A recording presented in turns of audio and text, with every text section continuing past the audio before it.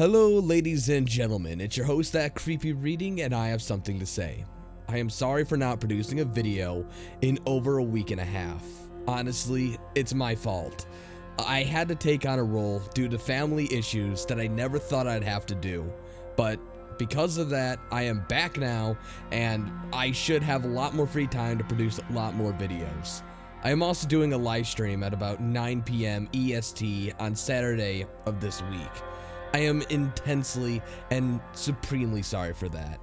However, you guys did not come here to listen to me rant about my own issues. You came here for Let's Not Meet. So please, sit back, relax, and turn the lights down.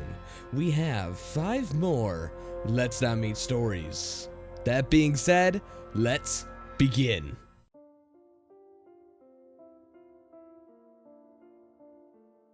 Just a Voice on the Radio by Spiff Coli. In the summer of 2002, I had my very first paying job. I was only 20 years old and on summer break for college. For my freshman and sophomore year, I had worked at the campus radio station as a part of my financial aid work-study program. Somehow, I landed a summer gig at a small station in my hometown.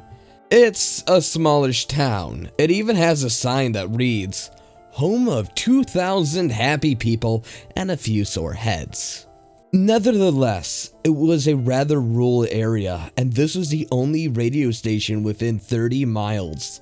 The radio station may have been small, but it blanketed most of the countryside, with a population of over 20,000 total people. I'm unsure how many listeners the station actually had. I was young and naive, and didn't give much attention to the numbers. But I do remember listening to the station when I was very young, and that it had a couple of revamps in my lifetime.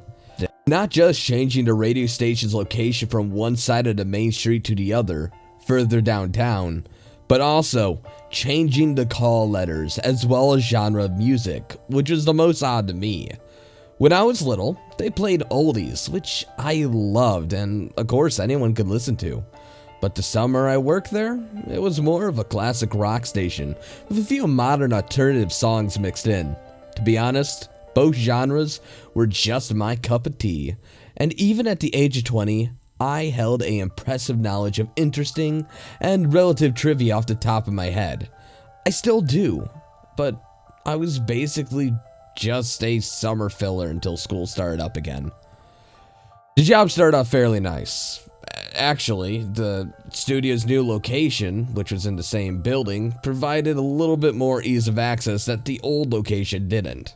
My show started properly around 5 a.m. in the morning and ended at around 9 a.m., followed by 2 hours of production and 1 hour for lunch, and then continuing to monitor the studio's live satellite feeds until the next guy came in at 2 p.m. He left the studio around 11 p.m., meaning that the building was almost vacant from his departure until my arrival in the morning. I had to be at the studio no later than 4:30 a.m. This meant that I was the only person in the parking lot until around 8 a.m. when the administrative staff arrived. I had a key to the building, but it was only for the front door. There was a back door, but that required a different key. I honestly wish I had that key. Every morning, I would unlock the front door, which faced the main street, the busiest street in town. But, of course, that busy street was obviously dead at 4:30 in the morning, and I would lock the deadbolt behind me as soon as I went inside. I didn't turn on the lights. I usually just went straight to my studio. I didn't even have a password to the internet at the time, so I did most of my show prep at home. At the time, I had no reason to feel uncomfortable or scared. It was a secure and locked down building for all I was aware of. Yes, I was a 20-something-year-old, alone, in a building in the dark. But the building was right across the street from a police station, so honestly, there was very little reason to have any sort of, feelings of fear. Besides, I'm a horror junkie, very little freaked me out anyway. Nevertheless, I never used my real name on air, and nearly everyone in the office addressed me by my on-air name. The first couple of weeks on my job were just awesome. Summer break for my college had let out before the local elementary and high schoolers had, so mornings were often spent with contests and chatting on air with kids about how excited they were for the upcoming break from school. Once school let out for summer, internship declined a bit. Kids and their parents no longer listened to their radios while making the morning commute or riding the bus to the school. That was okay. News and entertainment were what I was there for anyway.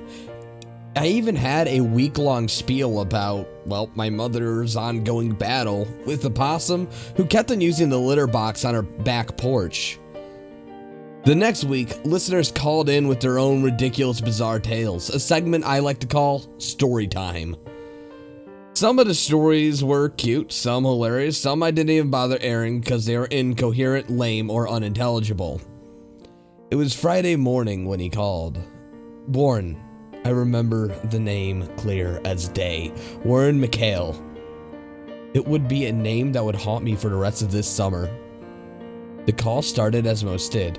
Warren complimented my show and told me he'd listen to every morning.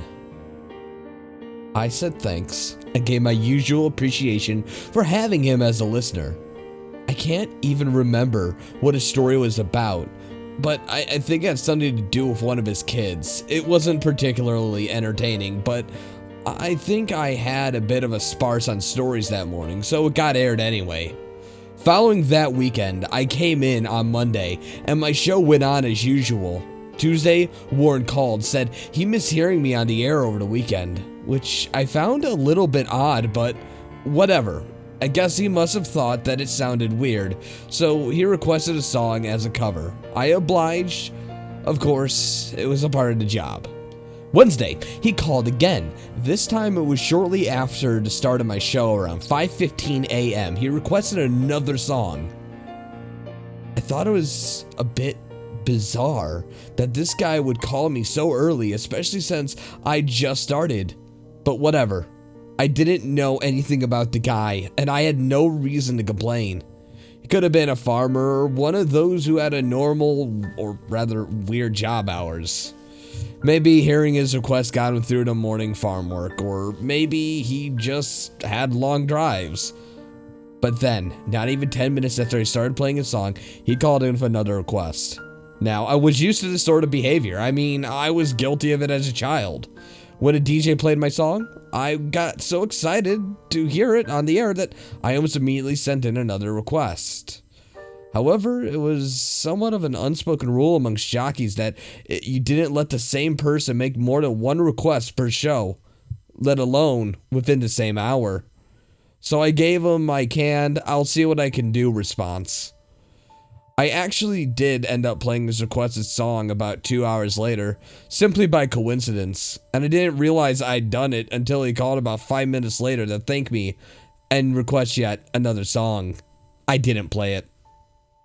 Thursday morning he called again at the start of my on-air shift, requesting the same song he requested the day before. But by this point, I was starting to get a little annoyed by him, so I made up an excuse about already having a requested song by that same artist coming up in an hour. I'm not sure why, but he didn't call back for the rest of the morning after that. In order to avoid suspicion, I did play a song by that artist and made up the name of the person requesting it just in case he was still listening. Warren didn't call at all during my show on Friday. I was relieved actually, and had a great show. When it was over, I did my usual routine of listening to weather, radio, to get today's forecast for the midday news. At about 9:20 a.m., one of the girls in the newspaper office knocked on one of the studio doors and told me I had a phone call. I thought it was odd for some reason. Why would anyone call the newspaper office looking for me? Family, friends, and my boss had my cell phone number, or knew to call the studio line until my shift ended at 2 p.m. I asked who was calling. She said it was a man named Warren. Alarms went off in my head. Tell him I'm busy, and he could call the studio line on Monday. This weekend was blissful. Warren free. and the best weekend of that fucking year. Monday, no cause to warn. It was a good day. Tuesday, he was back. This time, he started asking me more personal questions, like about my own taste in music, if I was from the area, and if I was looking for a relationship. He even requested a picture so he would know what I looked like. I told him that I had a caller on the other line, and he quickly requested a song and hung up. Wednesday was when things started to get weird. He called around 6:30 a.m., one of my busiest times in the morning, and asked me if it would be possible to bring his son for a tour at the station, because he and his wife were going through a divorce and he wanted something to do with his son. I told him that it would be something he had to set up with my boss, but that my boss was unfortunately out on vacation that week and could not oblige for him. Fair enough. He requested a second song and hung up. When I got home, I sent my boss an email pleading not to let this guy take a tour of the place until after I had left for the day, because he started to make me feel incredibly uncomfortable. Thursday's show was great. No Warren. I thought he wouldn't bother calling again until he could talk with my boss regarding a tour. However, when I left his studio and opened my car, I found a pale blue post-it note on my driver's seat. Not tucked under the windshield wiper, but lying on my seat. It was summer. I kept my windows cracked because of the heat, but I always, and I mean always, locked my doors. So I figured someone must have jammed a note through the crack. Maybe a coworker, or maybe someone accidentally bumped my car or something. And it was a sorry note, with maybe some insurance information or something. It wasn't. The note was in messy handwriting, and it said, "I love your show. Call sometime. Warren." And then his number. I felt so fucking sick at that moment. The parking lot had been filled with cars of employees and clients since 8 a.m. People usually started filtering in the surrounding businesses at about an hour before that. So how could he have known which one was my car? Unless he had been physically watching the building, specifically to figure out when I would be there. Two possible scenarios popped in my head. Either he had seen me get in and out of my car, which seemed unlikely considering he didn't know what I looked like or when my shift ended, or he had watched a lot in the early hours of the morning. He knew that my car would be the only one in the lot at around 5 a.m. I closed my car door and locked it, and then quickly walked back into the building with the post-it in my hand. I found the office manager and looked for the newspaper and told her everything. She informed me to, contact the police across the street, and they agreed to have an officer watch the buildings in the mornings when I arrived. We had his name and number, but I guess it wasn't enough to actually file charges. The next morning, my dad woke up at 4 a.m. just to drive to, work with me in his huge Ford F-150. He dropped me off at the front door of the main street. A cop sat in his car across it. Both he and my dad waited until I was inside and had the door locked. He then gave him the all-clear wave before leaving. Warren didn't call that day, but he sent me an email. I have no idea how he got my personal email address, but he did. He said he was interested in pursuing a career in radio and did not know what he needed to do to break into the business. How we should meet outside of work and discuss it. He asked me of some places I'd like to go and if I'd see a movie with him since his wife had a kid for the weekend, and he, included a picture of himself. I did not respond. I immediately showed the email to my parents, and my mother printed it out. She worked as a nurse in the country ER for decades and knew several officers. She told one of them what was going on and showed the email. Monday, we followed the same routine as we had on Friday morning. My boss's flight was delayed, so he wouldn't be back until Tuesday. None of us seemed to mind, though.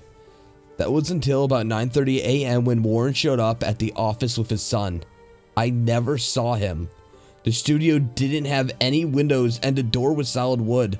There was a knock on the door, followed by the voice of Patrika, one of the administrative staff. Boylkoff, it's Trish. Can I come in a second?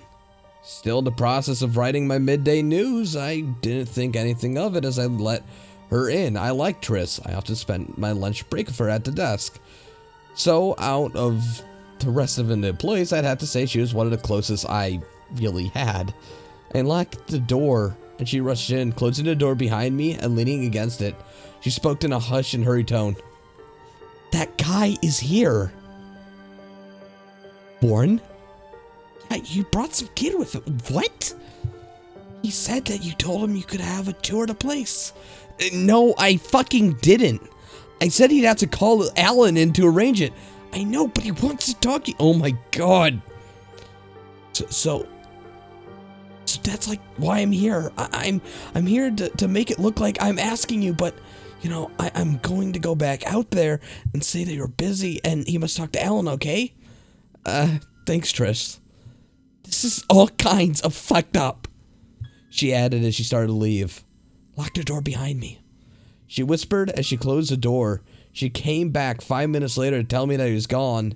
Said that she'd walk me out to my dad's truck when my shift ended, just in case. That day, my dad took the scenic route home, just in case if we were followed. We weren't.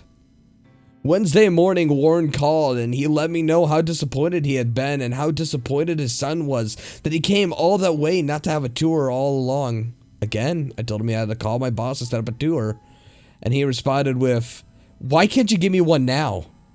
I couldn't breathe. It wasn't even 7 in the morning yet. Was he actually here? Right outside? I didn't know what to do then. I couldn't think. I didn't say anything. I just hung up the phone. Immediately, I put on a Queen's Greatest Hits CD to buy myself some time so my listeners wouldn't think anything was out of the ordinary. That's when I picked up the phone and called the police. Warren must have called back the exact same time because I didn't hear a dial tone. I freaked out then. Tears in my eyes. I thought he'd cut the phone lines. Boylkoff? I heard him say. I don't know if he said anything after that. I dropped the phone and put it back on its receiver. I then got out my cell phone and called a police station across the street. Barely a minute later, I heard banging from the outside studio. Someone was banging on the glass of the front door. I dared to unlock the studio and peek through the crack of the door, to peer through the darkness of the front door, fully expecting to see a large man with a gun waiting for me. Instead, I saw a reassuring silhouette of a police officer, with his hands bridging his eyes against the glass so he could look in. I ran out of the studio and through the front room to unlock the door and throw my arms around the officer. Ask anyone who knows me. They'll tell you I give out some of the biggest hugs because, yes, I'm definitely a hugger. Now, don't judge me. But I don't think I ever hugged anyone so tightly in my entire life. I told him what happened, and he told me to go in the studio and lock the door, while he and his partner outside canvassed the building. I did as he said, and I put a couple of mixboard CDs to alternate between tracks with a couple of call letters that peppered in. And then I just sat there, and as best as I could, I tried to give the top of the hour weather report after about 3 or so minutes, trying not to sound shaken as I felt. I didn't answer when the phone rang.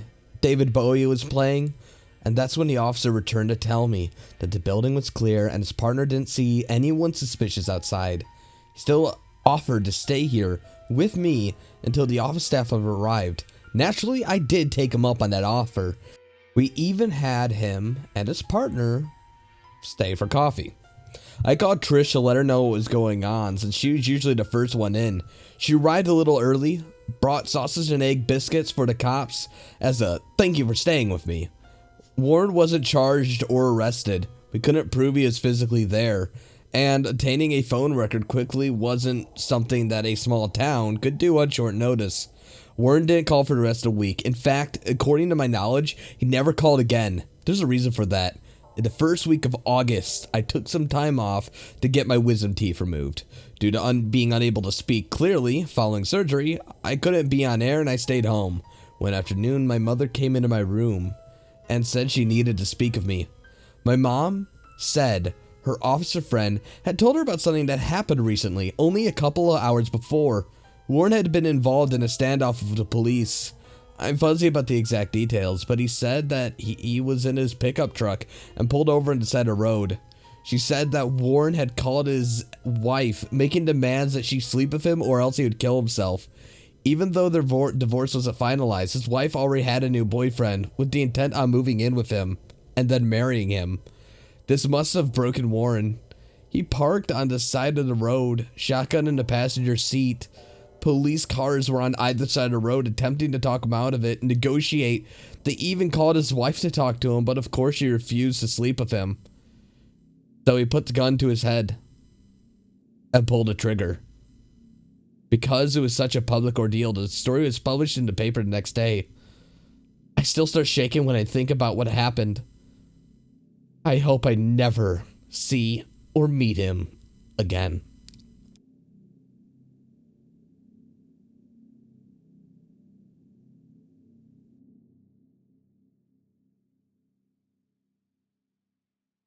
The Night Walker by Alyssa Breeny. Oh wait.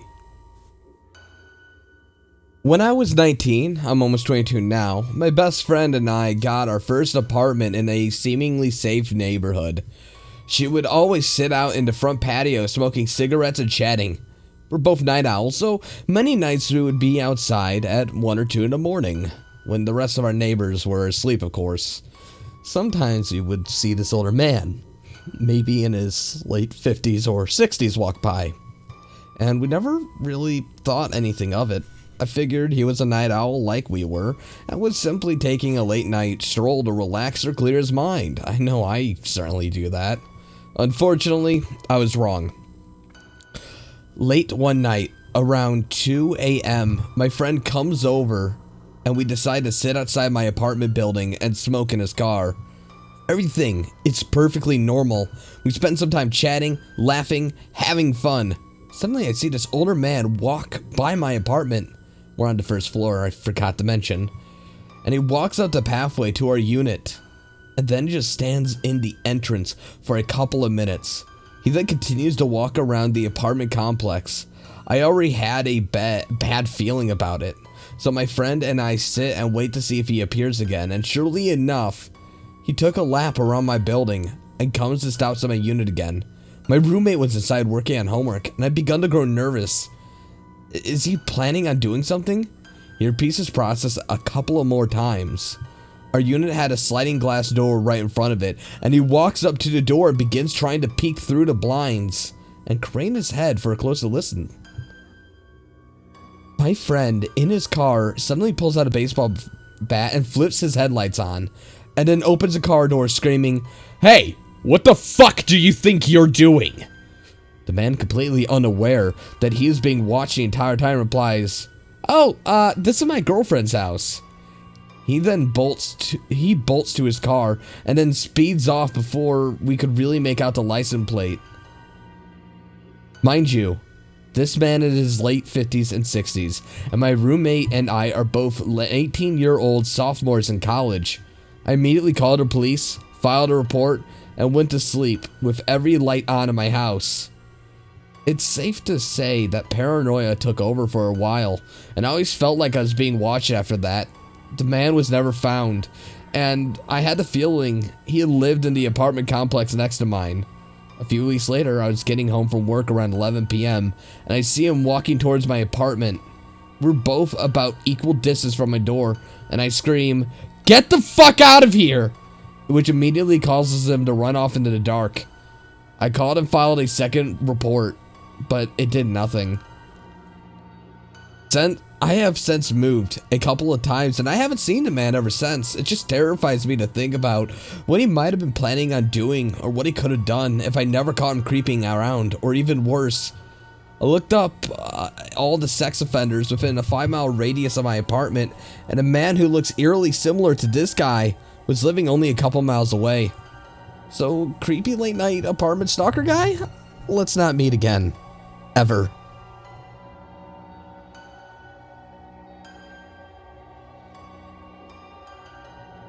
Maybe I should be worried. by Creepy Throwaway 26. So about 2 weeks ago, I finally kicked out a terrible flatmate. We'd been friends when we moved together back in September, but since January, his life spiraled. He's hooked up with a new GF who's rude to me and bitched about me to him. He's gotten fired from his job, stopped leaving the flat, and just lays around in bed drinking all the time. He was getting aggressive at me and refusing to return stuff of mine he'd borrow. Searching my room, refusing to pay rent, refusing to clean. I'd been incredibly pissed off of him, and this would have been a perfect enough reason to kick anyone out. But he was my friend, and I can't believe it took me this long to kick his sorry ass out. I started asking him to leave in February, and then it took me threatening to change the lock and telling his friends I'm willing to call the police to remove him if he hadn't left before he finally did. When he left, he trashed my flat, emptied my freezer, and took everything he wanted. He propped it open so the rest of the stuff in there would spoil, and walked off with my wireless router, laptop, projector, and some of my kitchen stuff. His room was an absolute disaster. Bottles of pee on every surface, moldy plates under the bed, which would actually start growing off of the floor. Sheets hadn't been changed in months, and he'd left behind everything he didn't want. So I'm going to have to arrange his mattress and bed to be taken to the dump. I thought this sucked, but I'm pretty sure he's going through some mental issues right now. I thought he might get himself sorted out, and maybe I'd get an apology or something like that 6 or 9 months down the line. I've had people do similar stuff before, and I figured at least it was over. I don't have to deal with this crap right now. However, last week I came home from my first day at my new job to find a card from the Animal Protection Inspector. Turns out, the ex-flatmate had phoned them up and claimed that my cat was being abused. She was apparently thin and unfed, living in a filthy flat with broken glass and razor blades all over the floor. I explained the situation to the inspector, and though he won't confirm who made the call, I managed to get a confirmation from someone else who confronted him. I chalk it all up as childish and pretty much decide I'm done. If he apologizes in the future, I don't think I ever want anything to do with anyone who could ever do that again. I don't even have a fucking cat. Then Monday morning, about 3 a.m., I get woken up by 3 silent phone calls. Each time I wake up to answer the phone, and no one says a thing. I think I hear breathing, but I am very asleep, and I'm unsure. I unplug the phone, and it remains unplugged, and this has never happened again. The landline number isn't something I give out to people, but of course, ex-flatmate has a number. Tonight, I can't say this was him. It could have been, well, you know, just have been someone lost. I might be a little paranoid, honestly. It spooked me a bit. Tonight at 2 a.m., I heard someone walk up the stairs of my building. I'm on my second floor of the 3-story building. And then I hear someone stop right outside my door and just stand there for 4 fucking minutes. They turned around and went back down the stairs and out the front door again. Once again, this has never happened before. I know ex-flatmate is a huge fan of horror movies and owns a couple of weapons. His machete, his little axe, and all that used to sit in our kitchen, but I don't think I've seen it around since. I don't think he would get, well, violent, and so far I've not called the police. I don't think the police would help, especially as the animal protection guy didn't seem all that bothered when I explained to him this is being used to harass me. And I doubt he's actually done anything explicitly illegal, except taking my stuff, which I can't prove, so likely deny it. So yeah, if anything else weird's happened, I'll update you. But for the rest of you in the comment section, would you mind giving me out some advice? Or rather, the author some advice.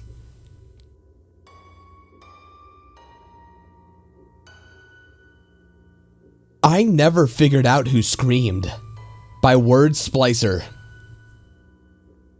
This happened to me a few years ago, but I still never found a good rationalization for what happened. Maybe you have an idea. I attend a very rural, very small, and very expensive university. In an attempt to graduate early, just to spare myself a little bit of student debt, I decided to take summer classes between my freshman and sophomore years. On the surface, not a bad plan, but I did run into trouble finding housing for the summer semester. My family lives about 4 hours away from campus, so I couldn't communicate or commune to this university. And the university rents out, well, dorms to different campuses and retreat groups when the school's not in session, so I couldn't really live there either. Off-campus housing is virtually non-existent because, like I said before, very small, very rural, very tiny community. The nearest apartment complex was in the next town over, and I didn't even have a car. Luckily, a friend of mine who went home for the summer let me, well, live in her room. In a place the students call the Yellow House. The Yellow House is an extremely old farmhouse, less than half a mile off campus. Usually used by visiting missionaries to, well, the college is religiously affiliated, or grad students. During the school year, it's always filled with people attending parties, Bible studies, or just generally hanging out. However, during the summer, there was only 3 renters, 2 grad students who'd usually kept to themselves, and me. I should note that the Yellow House didn't have a creepy vibe at all, even though it was at least 100 years old, in, well, a very decrepit state, usually dirty. Previous renters just left whatever they couldn't pack or didn't want anymore, and it lacked some basic amenities. But nonetheless, it felt homely. Not weird, but it had pretty decent sized rooms, all to myself. I got to use pretty much any facility that it had.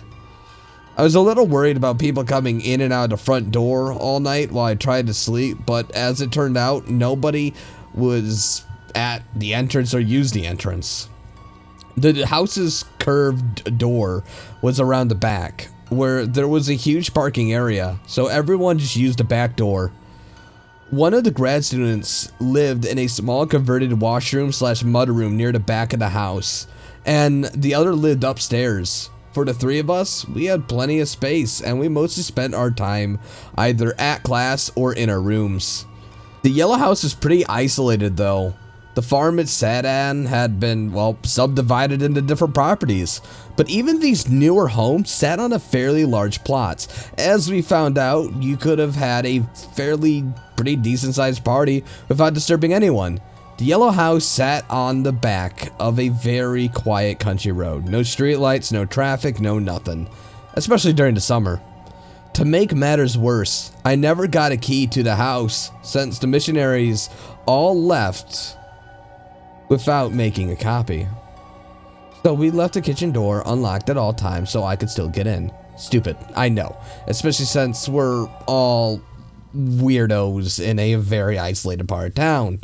But it was such a rural and sleepy community, none of us really thought anything bad could happen. We were wrong. My perception of the Yellow House as a pleasant, if dull residence was shattered through my summer semester.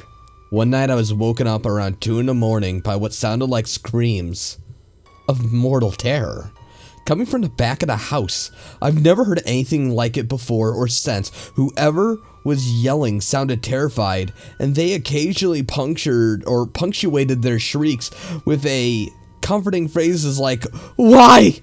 or "Oh God, no!" It truly sounded as though they were staring death at the face, and it seemed to go on for ages. And then, out of nowhere, the screams would just stop. I lay beneath my covers, heart beating a mile a minute, listening to any noises in the house for any sign of movement. That night, the grad student who lived upstairs was at a party, and I didn't hear the grad student who had the room at the back of the house open or check on the noises. Remember, this house is old. Every door creaked, every floorboard crackled, and every time you made any sort of movement, everyone would hear it. Remember, again, this house is old. If she or anyone else moved around the house, I would have been able to hear them and know exactly where they were at within my home. But yet, I did not hear anything. Slowly, I grabbed my cell phone and I called the cops, telling them in the smallest voice possible that I heard screams coming from outside my house and that I was worried something had happened to my housemate. They told me to stay on the line and that they were sending someone over. As I waited there, curled beneath my sheet, I was sure I was gonna die that night. I was positive someone had came into the house, unlocked the door, and murdered my housemate, and was waiting to make a move on me. I listened for the sound of the back door opening. I listened for the sound of footsteps. I listened for the sound of breathing. But all I heard was my own thump. Even so, I was still sure I was gonna die. Finally, the sound of a car outside could be heard. I figured it was a police cruiser. I heard them enter the house. I heard them enter my housemate's bedroom. Finally, an officer came to mine, but even in the dark, I could see something was wrong. He told me they found my housemate fast asleep, that he had to wake her up and ask her if she was okay. She assured him that he was, and told him that she hadn't heard anything. I was shocked, and I think the officer could see on my face because he never accused me of making a prank call. I insisted that someone had been screaming inside of my house towards the kitchen, loud enough to wake me up, and even insisted that, well, again, someone was there. Someone who slept like the dead should have been woken up by those screams. The officer didn't really know what to tell me or what to do, and said that he'd have to make sure a car drove by the house at night, just to make sure it wasn't someone pranking us, but beyond that, there's nothing more they can do. I told my friends the story, and they all seem to agree that it's a prankster, and that there was a likely culprit who is still alive and not in any sort of danger. But I'm not quite sure if I buy that. The campus was, for the most part, deserted, so if anyone was interested in pulling a prank like that, it was likely on break. Plus, I led a pretty quiet life, and as far as I knew, the grad students weren't particularly controversial sorts who would go through the effort to prank us. I doubt that anyone even knew that we were there, even if it was a prank by a local. I should have heard them leave through the back door while I waited for the police, and of course, my housemate, who should have heard the screams too, didn't. So, creepy screaming guy, let's not meet again.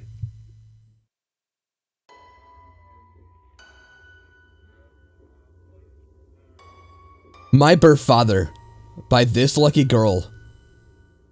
A couple of months ago, I got an email from my Moosum who lived in Fort McCurry, Alberta, formerly. There's been a huge wildfire that destroyed most of the city. He had gotten a call from my great aunt, whom I've never met, and told me that my birth father wanted to make contact. To explain things better, I was adopted at birth by my parents, who waited 10 years and 3 other failed adoptions. I've grown up with basically a normal, happy life. I say basically because my biological family has a history. It's an open adoption, so over the years, I've arranged visits with my birth mother and my birth grandparents, Nukum and Moosum. And recently, I met my biological aunt and uncle, but my birth father, he's a whole nother story. I never met the guy. Personally, I don't really want to. As the stories go, he was a friend of one of my 3 uncles, and coincidentally, 3 years younger than my birth mother. Both did drugs for a time and did drink excessively. And honestly, they never really bonded. But he, Curtis, was apparently infatuated with my mother. And there's several parts of the story that I'll focus on more on, well, the significant parts, such as my conception. My mother had came back to her hometown after moving several months away. And a friend threw a party at a local Boston pizza bar. She drank socially at that time, and my birth father was there. By the end of the night, he had walked her back to her apartment, and well, he took advantage of her in a drunken stupor. 3 months later, when she couldn't hold down the alcohol or coffee and marijuana, she took a test and learned that she was pregnant with me. My birth father learned and became distant, instantly refusing to take any part of my life. My birth mother had, well, supported though. Despite her financial situation, she decided to put me up for the adoption. And I'm so glad that she did. The reason why I'm typing this is after my birth father requested to see me, I told my parents, my Musum, a message, and they started freaking out. And they told me why a few minutes later. Apparently, when I was only 2 years old, my birth father came to our house. We had adopted Tiny, an ironically named Newfoundlander, who was gentle but still protective of her own family. When she showed up, Tiny apparently couldn't stop growling. My dad wasn't sure at first who he was. And when I was downstairs watching TV away from sight, my birth father told him, my dad, that he was here to take me with him.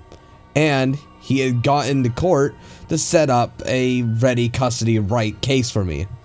He reeked of beer, seemingly high on something, and my dad refused to let, him come inside. My mom, downstairs in the laundry room, saw him and immediately rushed over to the den and made me hide in a closet. She didn't want him to find me and force his way inside. Meanwhile, my birth father kept on insisting that he'd come inside, but my dad threatened to call the police if he tried anything. He wouldn't let him see me until he had an official court document and told him to get off of our property. Mom, freaking being a hero in this situation, opened a back door for Tiny so she could get onto the porch. Dad says after Tiny raced over, growling and barking at my birth father, he ran off to his truck and sped away. He called the police shortly after because he'd seen a holster on my birth father's hip with a gun inside. 2 weeks later, my biological father was arrested for illegal drug possession and distribution, illegal arms dealings, and related gang activities, and a slew of other charges that landed him in prison for over a decade or two. What's scary, though, is inside his truck, they found a gun, duct taped, stuffed animals, and a few photographs of me taken when I was playing inside of the backyard. I was 12 when he was released, but he never tried to see me. He went to go see my birth mother, though, and asked where I was. When she refused, he threatened her, and she only gave him a photograph from me from our last visit at my 10th birthday. He started to cry and left her alone after that. I'm pleased to say that he never tried to get in contact with me after I told my Musum I wasn't ready, and the message relayed to him, and I probably won't be for a few more years. He's apparently married and living outside of Canada, or at least far from my province. After all, I don't think anyone would really be up for meeting with a guy who tries to stalk you, and in a way, kidnap you. So to my birth father, let's not meet for a very long time. Hello ladies and gentlemen, I know I said 5 on this one, but personally I kind of felt guilty after only reading 5, so here's a quick 6 one. Please don't think I'm an asshole for the lack of uploads. I've been under a lot of stress. And honestly, these authors of Let's Not Meet are kind of getting better. Like, holy shit, a lot of these stories are actually pretty damn good. So, with that being said, let's delve into The Scarred Man by Booksy88. First, let me give you some background. In my late teens and early 20s, I used to go to China every summer to volunteer as an English tutor. That is how I got my current username. It was a great experience most of the time, and I made a lot of friends, and was really challenged to grow into a more responsible individual. I generally went wherever the agency found space for me, so I ended up seeing a lot of different cities and towns in China. My last 2 summers were in a coastal city in the deep south. The city has always been a major port, a massive international trading community, and along with Beijing and Shanghai, it's one of the most important economic centers of the mainland's east coast. As a result, a lot of foreigners come through and stay on business. Even so, most foreigners stay and stick to a few neighborhoods, so if you're a foreigner outside of one of those neighborhoods, you'll stick out like a sore thumb.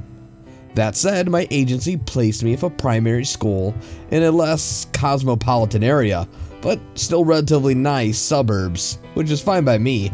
I was used to working in relatively rural situations, so being close to a bustling major city was a nice change of pace. Even so, as the weeks went by, I'd begun to notice that something was a little bit off. I'm a pretty stereotypical white American woman. See, and even as things as, well, big as a city and things as big as a place like this, I'm still pretty easy to spot, especially since I seem to have inherited my Irish ancestors' deathly pale, untannable, burning skin. To give you a better idea, I'm fairly short, and without makeup, I never wore makeup there since the humidity would ruin it immediately. I tend to look a lot younger than I actually am. I was about 21, however, I looked maybe 16. I was used to, well, working, as I said, in rather rural Chinese towns, where life was fairly quiet, peaceful, and other people were noticing how obviously foreign I was. Most folks left me alone as a result. In my first gig in the city, I was, well, again, super relaxed. But then I started realizing that I was being noticed. And not much by locals, but definitely by international businessmen who have been visiting or staying. As the weeks progressed, I increasingly had to deal with them chatting me up, leering at me, and making loud comments about how nice it was to see a white woman. It got pretty creepy, but nothing ever seemed to come from it. I could generally handle myself and tell them where they could stick it if they got too fresh. That was until one night. One warm evening, it was a fairly peaceful suburb central shopping area, and I met with a local Chinese friend. And we all got together, had dinner, and had a great time laughing it up. It was a late dinner, so it already had been totally dark out by the time we finished up our meal, and said goodbye. They went one way, back to their apartment, and I went the other, to host my family's apartment.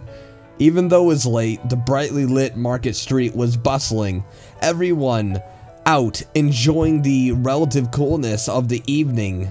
After another stiffingly hot, humid day, I knew that I'd be home, alone. My host family had gone out to an event, so I stopped by a booth that was selling cheap DVDs, featuring a movie that I'd watched while I waited for my host family to get home. That was when I felt a presence just behind my right shoulder. I looked up from the stack of DVDs to see a man, obviously a foreign business person. He had his shaved head, and one side of his face was horribly pockmarked or scarred. I'm not sure which. He was grinning at me, and his eyes were cold and predatory. I felt a shiver of fear go through me that I had never experienced anywhere else in the city. "You're so beautiful," he said in a deep voice. I didn't know what to say. I just stammered out, thanks? "Do you want to go to a bar?" I shook my head. "No, I'm going home, thank you." "Can I have your number?" "Your email?" "I want to get to know you," he pressed. "So beautiful." "Nope, sorry, no, not interested," I said firmly before putting down the DVDs I was looking at. So I turned to go walk away, walking as quickly as I could through the crowd towards my host family's apartment complex. I don't know what it was, but some kind of spider sense told me that I was not alone as I walked. After a minute or so, I glanced cautiously over my shoulder, and as I feared, to see him only a few paces behind me. The turnoff to my street complex was coming up, my heart was pounding, and I knew that I couldn't go that way because the turnoff street was totally dark, barely any street lights. I also didn't really want this creep knowing where I or where my host family lived. I ducked into the very last shop before my turnoff. I pretended to look at bottles of sodas, ice cream bars. The shop, being a corner shop, had a large door on the outward facing side. Out of the corner of my eye, I saw him pass by the door that I had walked through, and then I saw him turn the corner and pass by the door on the other side, showing his pace, lingering, his eyes kept on me. Then he slowed, seemed to stop beside the opposite door, and then waiting in the shadows for me to emerge. I pretended to ignore him, going behind a stand of shelves and pulling out my phone. Hastily, I speed dialed my friends who I'd just gone to dinner with. "Please come meet with me," I hissed into the phone. "There's a man. I think he's following me." I walk past toward you guys, and you walk towards me. Fear in their voices. They agreed, and I hung up the phone. I clutched tightly in my hand, and then slipping back out of the same door, hoping he wouldn't see me. The Market Street was still busy and bright, and I was pretty certain the man wouldn't try anything so long as I stayed on that street. Hesitantly, I walked back towards where I left my friends. We met up in a hallway behind their apartment and the corner store, and they grabbed my hands in fear, asking, "Who's following you?" And just then, he passed by, pretending to walk past us and go up and down the street in the direction where they came from, as if just casually out for a stroll. He clearly followed me back, and when he saw I had friends, pretended to be minding his own business and gave up. As soon as I saw him, I felt like I was about to faint, and my friends must have seen the look on my face because they immediately knew it was him. Each of them took one of my arms and hurriedly walked me back to my apartment, glancing over their shoulders, making sure that we weren't being followed. Thankfully, he seemed to really did give up. My friends called my host's mother. They knew each other and told her about the situation, and my host's mother had her 2 eldest children leave that day, leave the event they were attending, and to keep me company and a lookout at the apartment. I couldn't stop shaking, and I was certain that every time I looked out my window, I would see that fucking man walking outside the complex. Soon after that, my friends invited me to stay at their apartment instead, since it was more well lit and busier and near the market area. And just in case, the man actually did locate my first host family apartment complex. Thankfully, I didn't see the scarred man again that summer, but as I said before, I spent 2 summers in that city. This was only the first. The second summer I was there, I had worked at a different primary school, but it was on the other side of the same neighborhood, right next to a hotel. I stayed with a new host family for the first half of my summer, and then, because of some long convoluted reason that I won't go into here, I stayed at a hotel for the second half, which was because, well, again, some long convoluted reason I won't go into. Pretty convenient because all I had to do was go to primary school, was walk out the back door of my hotel and across a big parking lot, and that was it. That and the hotel had cable with English-speaking stations with free internet, which my host family didn't have. I was pretty happy with the situation, even if it meant living on my own and paying a little bit extra. One night towards the end of my time tutoring at that school, I was out late again doing a little bit of shopping. Little gifts to bring home for the family. I hadn't seen as many creepy interactions this summer as I had last, and I dismissed the previous summer's weirdness as an unusual incident and had put it entirely out of my mind. And I dismissed the entire thing. I walked home, the hotel's back entrance, as I said before, and then I was facing the primary school, the opening out of the large parking lot.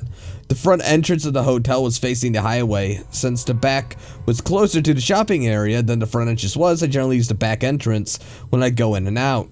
I looked out onto the road, and that's when I saw that bright rectangle of light, and I knew when I saw him. Standing between me and the steps of the hotel entrance, right in the middle of the parking lot, was a tall figure of a man. I squinted, taking a few steps closer, and then I froze.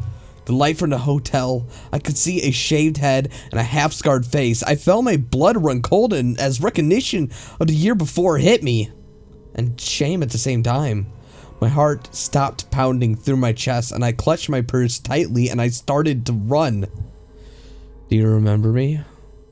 he said, smiling in a predatorial manner. I rasped out a yes. "I miss you. Do you want to go out sometime for dinner?" I glanced between him and the door. If I said no, he wouldn't let me pass. Could I make it inside in time if I ran for it? There's no way I could hide. After a moment of consideration about what to do, I nodded, trying to look confident, and said, "Sure, okay." I lied. I definitely had no intention of going to get dinner or drinks or anything else with this guy. Can I have your phone number? I really want to get to know you. I'm sure we'll run into each other again soon, I assured him, voice shaking as they edged, keeping as much distance between me and him as possible, and around the outer part of the parking lot towards my salvation, that bright, warm door. I'm sure we will, he said with a knowing smile. And then he told me his name, and then asked for mine. I don't even remember his name right now. I was too frightened to concentrate it. It was Carl or something similar, and I lied again, giving him a false name. All while edging towards the door, my eyes never leaving him. As soon as I was at the hotel steps, I bolted and I ran inside to the concierge desk. Continuously glancing behind me, in broken Chinese, the workers didn't really know much English, I described the man. And I told him that he was following me, and I asked him to please not reveal my name, my room number, or anything like that. Concerned, I thanked them, and I rushed to the elevator. But I didn't even feel remotely safe until I locked the deadbolt in my fucking hotel room. I laid in my bed shocked. Thankfully, I only had a week left at that school before it was time to return home to America. Unfortunately, there's no way to get to primary school without walking through, or at least partially, but passing by that parking lot. So every time I passed, I would look in terror, and I would try to find that scarred man again. And I haven't been back to China since. Not because of him, but because my adult life got in the way, as it usually does. And if I ever go back, and I'm sure I would not want to return to that area, to that same suburb. Hopefully I can convince the tutoring agency to send me somewhere else. Sometimes I wonder if I was overreacting during the summers. Maybe that man just happened to be in the same location as I was. Maybe a predatory smile and the coldness in his eyes was just the want to get to know. Maybe it wasn't as bad as it was, but that doesn't matter. Creepy scarred man, if I return to China, let's not meet again.